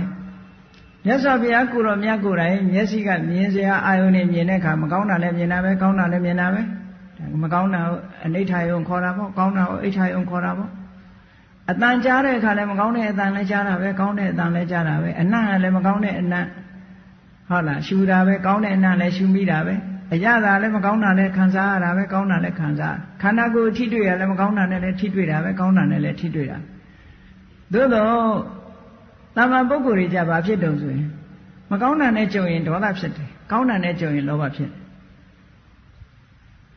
ကောင်းမကောင်းကြုံတာချင်းကအတူတူပဲဖះလည်းကြုံတယ်ကိုယ်လည်းကြုံတယ်ကြုံတာချင်းတူပဲဖះကြတော့လောဘမဖြစ်ဘူးဒေါသမဖြစ်ဘူးယန္တာတွေကြတော့လောဘမဖြစ်ဘူးဒေါသမဖြစ်ဘူးဘာကွာနေတုံးဆိုတရားအတိစွမ်းအားချင်းကွာနေတယ်တရားအတိနဲ့ခုခံပေးထားတဲ့အတွက်ကြောင့်ဖះယန္တာတွေရဲ့စိတ်ဓာတ်ချန့်ခိုင်မှုကတောင်ကြီးကဲ့သို့ဘလောက်ပြင်းထန်တဲ့မုန်တိုင်းကြီးတိုက်လှုပ်ရှားမှာမဟုတ်ဘူးတဲ့ဒါကိုမင်္ဂလာတုတ်ထဲမှာဖုဒ္ဒတလောကဓမ္မေစိတ်တန်ယတနဂမတိဆိုတာအဲ့ဒါပြောတာနော်မှန်ပါဗျာပတ်ဝန်းကျင်ကကိုယ်ကောင်းပြီးဝိုင်းမနေကြလို့သဘောကောင်းနေတဲ့အကောင်းမျိုးကတော့ဒါအကောင်းမဟုတ်ဘူးတဲ့ဟုတ်လားဘယ်လို့မှစိတ်ဆိုးအောင်လုပ်လို့စိတ်မဆိုးတဲ့ပုဂ္ဂိုလ်ကမှတကယ်အကောင်းလို့ဒီလိုပြောရမယ်အေးဒါကြောင့်မို့လို့တရားအသိရှိတယ်ဆိုတဲ့ပုဂ္ဂိုလ်တွေဟာလောကဓာတ်ကြောင့်လည်းတုံလုံးမှုမဖြစ်ဘူးဘယ်လိုလောကကြီးထဲမှာဆိုရင်လောကဓာတ်ကရှိမှာပဲအကောင်းဆိုးဆိုကျုံနေမှာပဲအကျုံးနေတဲ့အချိန်မှာခုနကကိုယ့်ရဲ့စိတ်ဓာတ်ကြန့်ခိုင်မှုကိုလေ့ကျင့်ထားတဲ့ပုဂ္ဂိုလ်တယောက်ဟာဘာနဲ့ခုခံမလို့ဆိုခုနအတွေးနဲ့ခုခံလို့ရတယ်လောကဓာတ်နဲ့ကျုံလာလို့ရှိရင်မြတ်စွာဘုရားကဥပမာလေးတစ်ခုပေးထားတယ်ဆုံးမထားတာရှိတယ်ဗြဟ္မဆာလသုတ်တံမှာဘုရားကဟောထားတော့ဆိုလောကမှာလူတွေကကဲ့ရတာမခံနိုင်ဘူးကဲ့ရတာမခံနိုင်ဘူးကိုယ်လာကဲ့ရင်စိတ်ဆိုးတယ်ချီးမွမ်းရင်တော့အဲ့ဒါတပြုံပြုံနေတယ်နော်အဲ့ဒါလောကဓာတ်မခံနိုင်တာလို့ခေါ်တယ်မြတ်စွာဘုရားကဘာဆုံးမတော့ဆိုရင်ကဲ့ရလို့ရှိရင်စိတ်မဆိုးနဲ့တဲ့ကိုယ်လာပြီးတော့ပြစ်တင်ပြီးတော့ကဲ့ရမယ်ဆိုစိတ်မဆိုးနဲ့တဲ့နံပါတ်1စိတ်မဆိုးနဲ့ စိတ်ဆိုးလို့ရှိရင်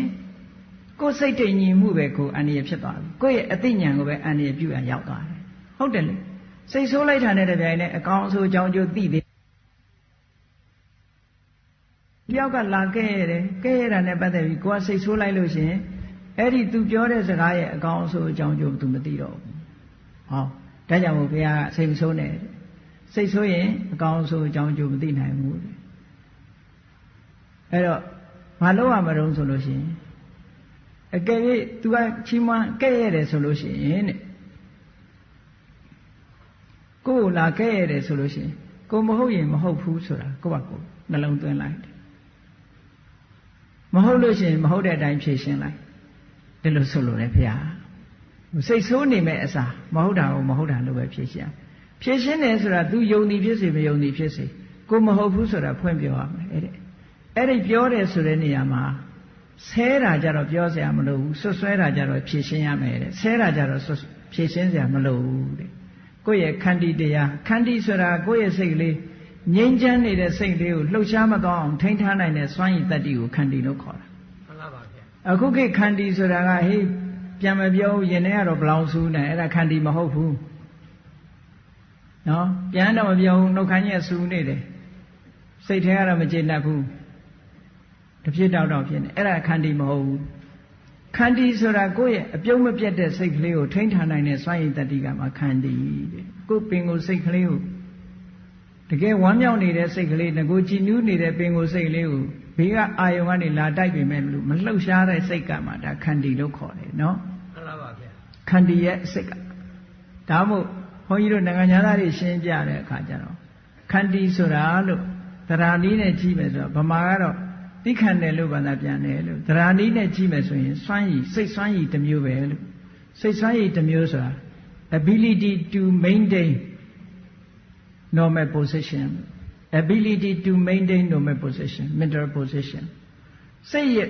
ပုံမှန်ဒီ normal ကိုသူကထိန်းထားနိုင်တာကိုပြောတာ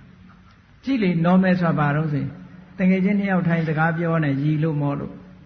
ဟိုတယောက်ကလာတဲ့ပြီး6တိုက်လာဆဲသွားတယ်ဒီလူနှစ်ယောက်ဟာဒီဟိုငကွာရီကမောတာတွေမရှိတော့ဘူးဟာဒီကောင်စော်ကားတာဆိုပြီးဒေါသတွေထပေါက်ခွဲကုန်ကြတယ်ဟုတ်လားခန္တီပြက်သွားပြီပေါ့သူတို့ငကိုအနေထားပြက်သွား normal က abnormal ဖြစ်သွားပြီဒီလိုဆိုလို့အဲ့ဒါခန္တီမဟုတ်ဘူးတဲ့ခန္တီဆိုတာကတကယ်ကိုကိုယ့်ရဲ့စိတ်မူလအခြေအနေကိုထိန်းထားနိုင်တဲ့စိတ်စွမ်းရည်တစ်မျိုးကိုခန္တီလို့ခေါ်တယ်လို့ဒီလိုမှတ်အေးဒါတွေကပထမကတော့တရားအသိနဲ့ထိမ့်ပေးရတယ်တရားအသိနဲ့ထိမ့်လိုက်လို့ရှိရင်ဒီစိတ်ဆွမ်းအားတွေကိုယ်တဏ္ဍာမှာဖြစ်ပေါ်ပြီးတော့လာနိုင်တယ်လို့ဒီလိုမှတ်ရတယ်တရားအသိရှိတဲ့ပုဂ္ဂိုလ်ရဲ့သဘောထားနဲ့တရားအသိမရှိတဲ့ပုဂ္ဂိုလ်ရဲ့စိတ်သဘောထားအလုံးကိုကွာတယ်နော်မှန်ပါပါဗျာအသိတရားရှိတဲ့ပုဂ္ဂိုလ်ရဲ့စိတ်သဘောထားအလုံးကွာတယ်ဘုရားမြတ်စွာလက်ထက်တော်ခါကာလတုန်းကဒီတဲ့အဆင့်မြင့်လာတဲ့အခါကျတော့ကြည့်ဒီတဲ့အဆင့်မြင့်တဲ့တရားကိုသိလာပြီဆိုတဲ့အခါဟတ္ထိဆိုတဲ့ရွာတစ်ရွာရှိတယ်အဲ့ဒီဟတ္ထိဆိုတဲ့ရွာမှာဥက္ခဆိုတဲ့တထေးတစ်ယောက်ရှိတယ်အဲ့ဒီတထေးကငကိုတော့ဗုဒ္ဓဘာသာဝင်မဟုတ်ဘူးတရားအသိမရှိဘူးသူကတရားအသိမရှိတော့အရက်သေးစားတောက်စားပျော်ပါပြီးတော့တာမန်လူတစ်ယောက်ပဲခန်းတော်တော်ထဲမှာမြတ်စွာဘုရားကြွလာလို့မြတ်စွာဘုရားနဲ့သူပထမဆုံးဆုံတာနာဂဝနလို့ဆိုရဲခန်းတော်တော်ဥယျာဉ်ထဲမှာဘုရားကိုပထမဆုံးသွားတွေ့တယ်အဲ့ဒီတော့ကသူဘာလုပ်နေအရက်မူးနေတယ်အဲ့ဒီသူကဥက္ခဆိုရင်သူကအရက်မူးနေတာနော်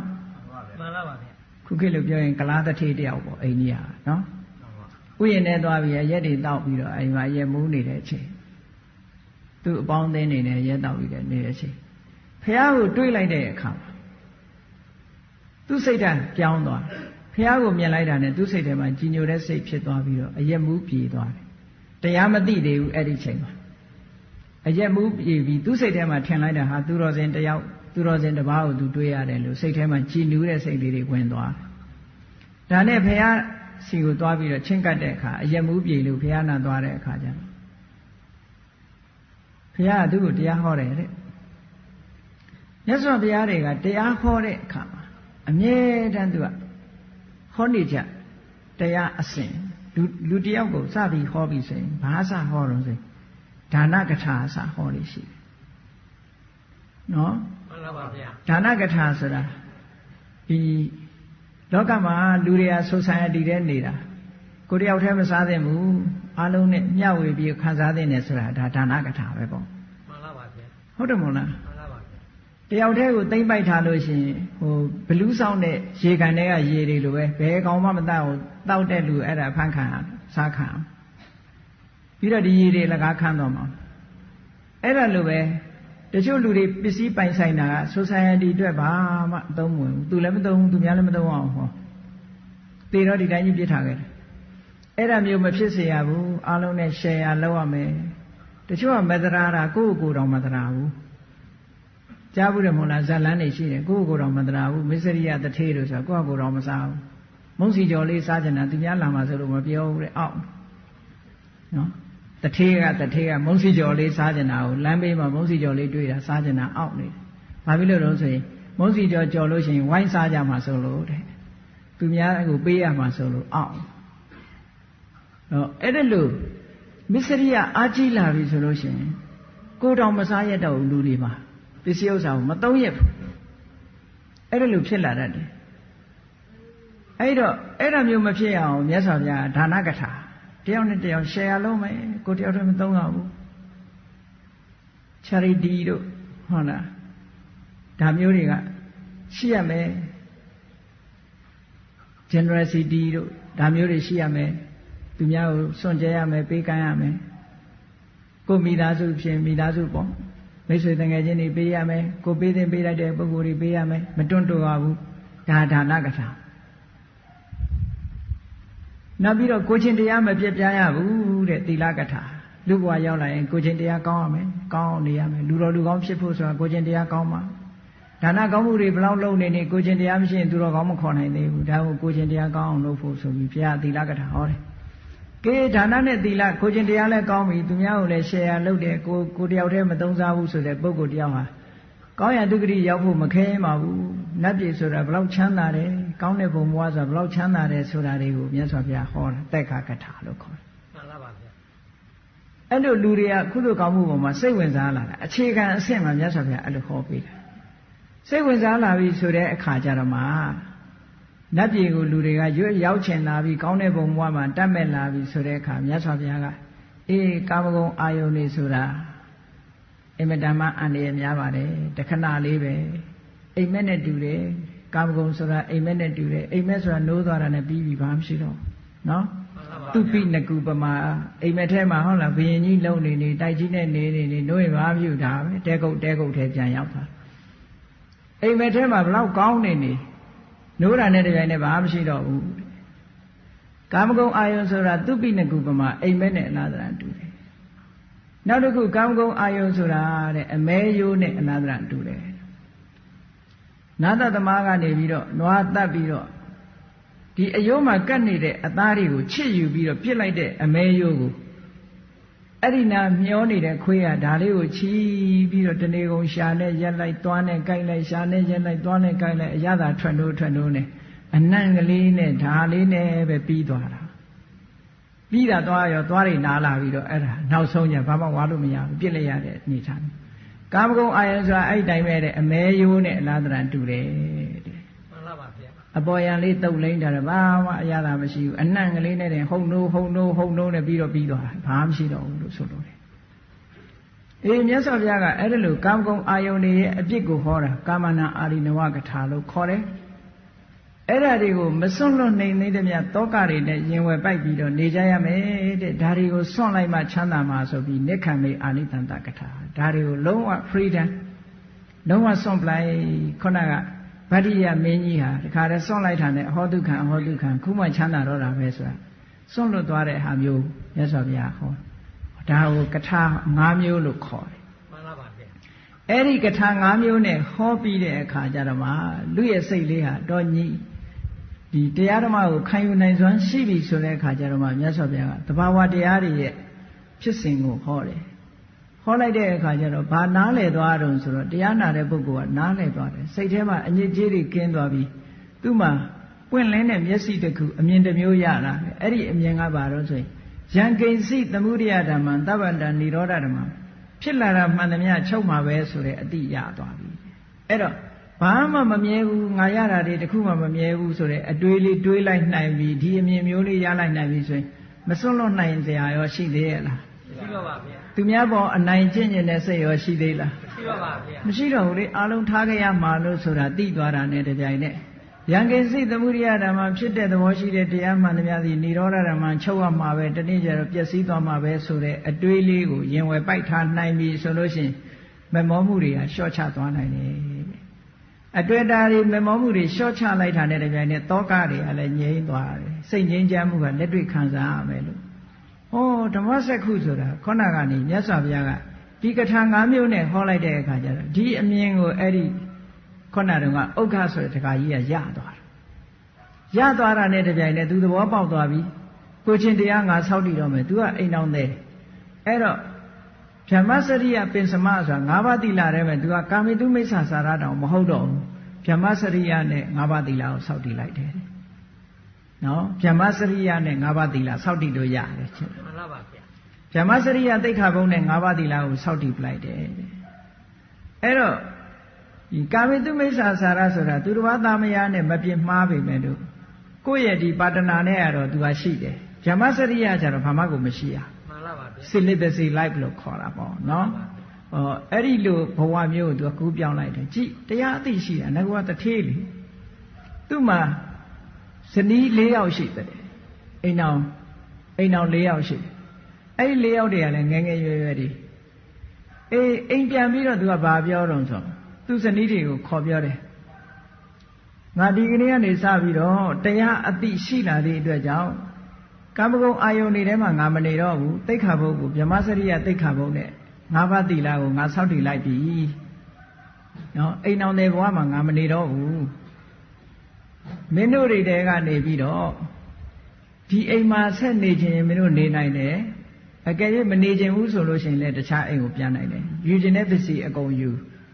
ပြီးတော့အကယ်၍နောက်အိမ်တော်ပြုခြင်းတယ်ဆိုရင်လည်းပဲဘယ်သူ့ကိုပြုခြင်းလဲငါ့ကိုပြောလို့ဆိုတော့အဲ့ဒီထဲမှာသူ့ရဲ့အငယ်ဆုံးဇနီးကနေပြီးတော့ပြောတယ်တဲ့ဘယ်သူနဲ့သူ့ပေးစားပါလို့ပြောတယ်အဲ့ဒီလူက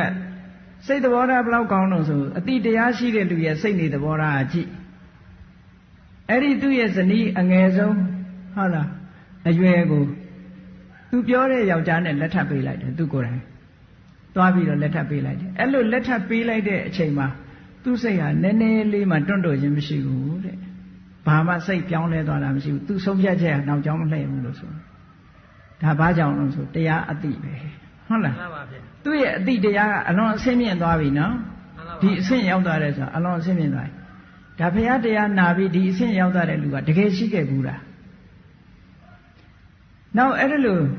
သူအိမ်အောင်တဲ့ဘဝကိုဆုံးလွတ်လိုက်ပြီးတဲ့အခါကျတော့ဘုန်းကြီးဝတ်ထားမဟုတ်ဘူးလူနဲ့ပဲနေတယ်အဲ့တူကဆက်ပြီးတော့အိမ်အောင်တဲ့ဘဝဆုံးလွတ်ပြီးတဲ့အခါမှာသူဘာလုပ်တုံးဆိုလဲယဟန်တန်ဃာတွေကိုစိကတ်တဲ့အခါမှာတဲ့ဘယ်တော့မှမလေးမစားမစိကတ်ဘူးတဲ့လေးလေးစားစားစိကတ်တယ်ဘယ်ကိုတော့စီသွားတလေးတစားစိကတ်တယ်ဟောဒါသူ့ရဲ့အည်သွေးတစ်ခုနောက်တစ်ခါယဟန်တန်ဃာတွေစီသွားတဲ့အခါမှာဘုန်းကြီးကတရားဟောရင်ဟောမဟောလို့ရှိရင်သူကဟောရတယ်တရားချဲစကားချဲနံပါတ်တောင်းပြီးဘယ်တော့မှပြန်မလာခဲ့ဘူးဘုန်းကြီးစီသွားလို့ရှိရင်တရားစကားပဲပြောတယ်ဘုန်းကြီးကတရားဟောရင်ရိုသေစွာနားထောင်တယ်နော်ဟိုစီးပွားရေးစကားလည်းမပြောဘူးကျောင်းသွားရင်တရားဟောရင်ဟောတယ်ဘုန်းကြီးကဟောရင်ရိုသေစွာနားတယ်ဘုန်းကြီးကမဟောရင်သူကဟောရတယ်အဲ့ဒီလိုအနေအထားမျိုးသူကကြည့်အတိတရားရှိတဲ့ပုဂ္ဂိုလ်ရဲ့စိတ်သဘောထားတွေကဘယ်လိုပြောင်းသွားလဲဆိုတာနောက်ကြတော့ဒီနေ့ကျတော့သူကတန်ဃာတွေကိုဆွမ်းသားပင့်တယ်ဆွမ်းသားပင့်တဲ့အခါကျတော့သူ့အိမ်ဆောင်နှက်ကလာပြီးကိုသူပြောတယ်ဘယ်ကူတော်ကယဟန္တာဘယ်ကူတော်ကသောတာပန်ဘယ်ကူတော်ကအနာဂံအဆင့်ရှိတယ်ဘယ်ကူတော်ကတော့သီလမရှိဘူးနဲ့လာပြီးပြောတယ်သူ့စိတ်ထဲမှာဒီလိုလုံးဝခွဲခြားတာမရှိဘူးတဲ့တန်ဃာဆိုပြီးတော့ပင့်တယ်ဘယ်သူပဲဖြစ်ဖြစ်ဘယ်ပုဂ္ဂိုလ်တော့များများလှူမယ်ဘယ်ပုဂ္ဂိုလ်တော့ရှော့လှူမယ်လို့စိတ်ထဲမှာကွက်တာမရှိဘူးတဲ့ဟောဒါလည်းသူခိုးဆက်ကောင်းတာပဲတရားသိရှိသွားပြီဆိုလို့ရှိရင်ပုဂ္ဂိုလ်မရွေးတော့ဘူးသူကပုဂ္ဂိုလ်ရွေးနေတာတွေကတရားအသိအားနည်းနေသေးတယ်တဲ့တန်ဃာဆိုလို့ရှိရင်ဓာတ်လူထားနိုင်တဲ့အနေထားရှိတယ်ဘယ်ပုဂ္ဂိုလ်ကတော့ယန္တာဆိုရင်ယန္တာပဲလှူမယ်ဟိုယန္တာမဟုတ်တဲ့ပုဂ္ဂိုလ်မလှူဘူးဆိုတာမျိုးမရှိဘူးတဲ့သူကနော် လားပါဗျာ ဟိုယန္တာဆိုပြီးတော့ဝိုင်းအောင်နေကြတာမျိုးမလုပ်ဘူးတဲ့ဒါမျိုးမလုပ်ဘူးသူကနတ်တွေကဒီလိုလာပြောတာကိုလည်းသူ့စိတ်ထဲမှာတုံလုံးအောင်မဖြစ်ဘူးတဲ့နောက်တစ်ခုနတ်တွေကနေပြီးတော့သူ့ကိုလာပြီးတော့ဒီတတိပေးစကားတွေဘာတွေပြောရင်လည်းနတ်တွေကလာပြီးပြောရင်သူ့ကိုနတ်တွေကစောင့်ရှောက်တယ်လို့ဆိုပြီးတော့မာမာနလုံးဝတက်ကြွမှုမရှိဘူးတဲ့နတ်တွေနဲ့စကားပြောရတယ်ဆိုပြီးတော့သူ့စိတ်ထဲမှာဘာမှပြောင်းလဲမှုမရှိဘူးလို့ဒီလိုဆိုသူ့ရဲ့ရှိတဲ့ပစ္စည်းဥစ္စာကိုလည်းပဲကိုချင်းတီလာရှိတဲ့ပုဂ္ဂိုလ်တွေနဲ့ဘယ်တော့မှခွဲချမ်းမလုပ်ဘူးတဲ့ဓာတ်တွေညီမျှပဲလှူလိုက်တယ်ပေါ့နော်မှန်လားပါဆွန်းလောင်းတဲ့အခါမှာတချို့ခွဲချမ်းတာတွေ့ရတယ်ဒါကတော့ထိုင်းဝက်သားကတော့ထိုင်းကိုယ်တော်အတွက်နော်ပဲပြုတ်ကဘယ်ကိုယ်တော်အတွက်နဲ့ဆိုပြီးတော့ဒီလိုခွဲပြီးတော့လှုပ်တတ်တယ်လေသူကအဲ့လိုမလုပ်ဘူးတဲ့အားလုံးဟာဓာတ်တွေညီမျှပဲထားတယ်လို့ဒီလိုဆိုတယ်ဘယ်တော့မှဘယ်ပုဂ္ဂိုလ်တော့များလှူမယ်ဘယ်ပုဂ္ဂိုလ်လျှော့လှူမယ်ဘယ်ပုဂ္ဂိုလ်စိတ်တွေသဘောထားခြင်းကတိတ်กว่าပါအဲ့ဒီလိုဖြစ်ရမယ်သူ့မှာဒီလိုစူးကြုံနှိမ့်မြင့်ရွေးချယ်တာမလုပ်တော့ဘူးလို့ပြောတာနော်မှန်လားပါဗျာအဲ့ဒါမျိုးဒီဥက္ကဆိုတဲ့တက္ကကတရားအသိရှိလာတဲ့အချိန်မှာသူ့ရဲ့စိတ်တွေသဘောထားတွေကဒီလိုပြောင်းသွားတယ်နောက်ဆုံးသူကဘာကြေညာချက်ထုတ်တုံးဆိုလို့ရှိရင်အကယ်၍သူကအရင်သေးသွားလို့ဆိုရင်မြတ်စွာဘုရားကသူ့ကိုပြောပါလိမ့်မယ်တဲ့ဟောပါလိမ့်မယ်တဲ့ဒီဥက္ခဟာဘယ်တော့မှကာမဂုဏ်ကိုကာမဘုံကိုပြန်လာမှာမဟုတ်ဘူးဆိုတာကိုမြတ်စွာဘုရားပြောပါလိမ့်မယ်ဘာဖြစ်လို့လဲဆိုသူကအနာဂံအဆင့်ထိအောင်ရောက်သွားတခါလေမှန်လားပါဗျာအနာဂံအဆင့်ရောက်သွားတဲ့ဆိုကာမဂုဏ်အာယုန်နေနဲ့လုံးဝဖြတ်ပယ်လိုက်တာဒါကြောင့်မို့လို့အိမ်တော်တဲ့ဘဝကိုသူဆုံးလွှတ်လိုက်တာအနာဂံဖြစ်သွားလို့ပြောတာနော်မှန်လားပါဗျာသောတာပန်ဖြစ်သွားပြီးတော့သောတာပန်ဖြစ်သွားပြီဆိုရင်ဒီဒိဋ္ဌိနဲ့ဝိသိကိစ္စဆိုတာအမြင်မှားတာလည်းမရှိဘူးတန်တရားဆိုတာလည်းမရှိဘူးတရားဓမ္မနဲ့ပတ်သက်လာလို့ရှိရင်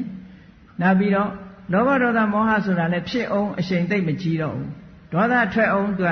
ယော့သွားပြီသူများကိုထဆဲလောက်အောင်ဒေါသမထွက်တော့ဘူးသူစိတ်တော့ဆိုးရင်ဆိုးမယ်ဒါပေမဲ့လို့သူများကိုဆဲလောက်အောင်သူမဆိုးတော့ဘူးနော်သောတာပန်ပုဂ္ဂိုလ်ကအဲ့လိုစိတ်ကိုထိန်းနိုင်တာလောဘဖြစ်အောင်လည်းငရဲကြလောက်အောင်လောဘမဖြစ်တော့ဘူးဒါကိုအပါယကမ္မနိယလောဘမဖြစ်တော့ဘူးသူတခါတဂရကံဖြစ်သွားပြီဆိုတဲ့အခါကျတော့သောတာပန်နဲ့သူကလောဘက10ချိန်မှ1ချိန်လောက်ဖြစ်မယ်ဒေါသကလည်းအချိန်100မှ1ချိန်လောက်ပဲဖြစ်မယ်ဟောဖြစ်လာတဲ့ဒေါသရဲ့အချိန်ကလည်းပဲနည်းနည်းလေးပဲဖြစ်တယ်သူကမတိမတာလေးပဲဖြစ်တယ်မပယ်သေးတာလေးပဲရှိတယ်စိတ်ထဲမှာပူကနေသွားတာမျိုးလေးလောက်ပဲဖြစ်မယ်ပါးစပ်ကတောင်လှုပ်လာမယ်မထင်တော့နော်မျက်လုံးကြီးရဲသွားတာမျိုးလို့မျက်နှာရဲသွားတာအသားဆက်ဆက်တုံးလာတဲ့ဒေါသမျိုးအစဉ်မရောက်တော့ဘူးမှန်ပါပါဗျာပါးစပ်ကနေပြီးတော့ဟိုနေမကဆပြောဖို့ဆိုတာဝေးလေဆိုတာသူများကိုထရိုက်ဖို့ဆိုတာဝေးလေဆိုတာသူဒေါသဖြစ်မှန်းတောင်ဘေးကလူကမသိလိုက်အောင်ဖြစ်သွားပြီတက္ကရာကအဆင့်ရောက်လို့ရှိရင်အနာဂတ်အဆင့်ရောက်သွားရင်လုံးဝအရှင်ဒေါသရင်ထဲမှာတော့မလာတော့ဘူးလို့ပြောတယ်ပူကနေတော့မတက်လာတော့ဘူးလို့ပြောတာနော်မကျေနပ်တဲ့စိတ်ကလုံးဝရှင်းသွားပြီကာမဂုဏ်အာယုန်စိတ်တွေလည်းလုံးဝရှင်းသွားပြီဒီလိုအဆင့်ဆင့်ပယ်သွားတာယဟန္တာဖြစ်သွားပြီဆိုရင်ကိရိတာမှန်သမျှလုံးဝရှင်းသွားပြီဒါတရားအသိရှိတဲ့ပုဂ္ဂိုလ်ရဲ့စိတ်သဘောထားတွေဟာမြင့်တဲ့မြင့်လာပြီးတော့လူလောကမှာဒီပုဂ္ဂိုလ်တွေဟာအငြိမ်းချမ်းဆုံးစိတ်ဓာတ်အလွတ်လပ်ဆုံးနဲ့တကယ်သာဝရငြိမ်းချမ်းတဲ့ချမ်းသာဒုက္ခကိုသူတို့ဟာဒီဘဝမှာပဲခံစားသွားရတယ်ဆိုတာထိုပုဂ္ဂိုလ်ရဲ့စိတ်နေသဘောထားကိုအကဲခတ်ကြည့်ခြင်းအပြင်ဘလောက်ချမ်းသာမလဲဆိုတာအတူယူပြီးတော့ကျင့်သုံးစရာအလွန်ကောင်းပါတယ်ဒါကြောင့်မို့တရားချစ်ခင်သူတော်စင်ပြိဿတို့သည်အတိတရားရှိသူတို့ရဲ့စိတ်နေသဘောထားမျိုးဖြစ်အောင်